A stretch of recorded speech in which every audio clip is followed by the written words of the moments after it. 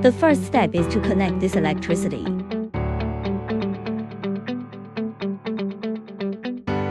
Then the second step is to connect the gas.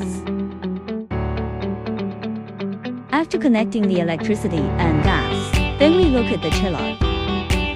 This is the water filling port of the chiller. The first time you use it, you start to add water here. Unscrew the cap first. The water we need to add is pure water, distilled water and high purity water. The amount of water to be added is about 22 liters. Add water to the green mug and stop. After we've added the water, we'll start the power up. Next, turn on the main circuit breaker of the unit. Look at the water temperature display. The upper part is the low temperature circulating water temperature. Below is the actual water temperature of the high temperature cycle. When the water temperature rises above 20 degrees, we can turn on the key to the unit. After the device has been running for a few minutes, after the air in the water pipe is empty, we'll tighten the cap.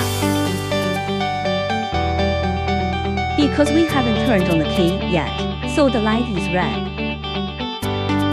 Then in the main interface, click on the small lock in the upper left corner. You can unlock it. Then we click on the user interface. This shows the status of the laser.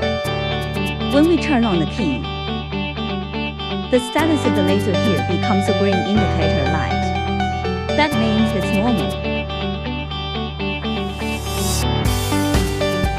The yellow light is on. The next step is to turn on our laser ready. Now we turn on the laser ready. At this point, the red dot turns from a dot to a line.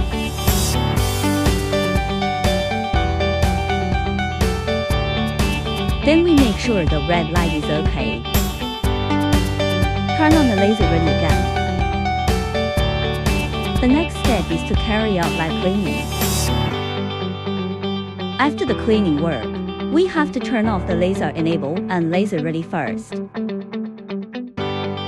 If we need to change the parameters during the cleaning process, click the corresponding parameter box. You can change the parameters. After the modification is completed, then click Save. You can save the parameter. Next, we turn off the key. Finally, we disconnect the main circuit breaker at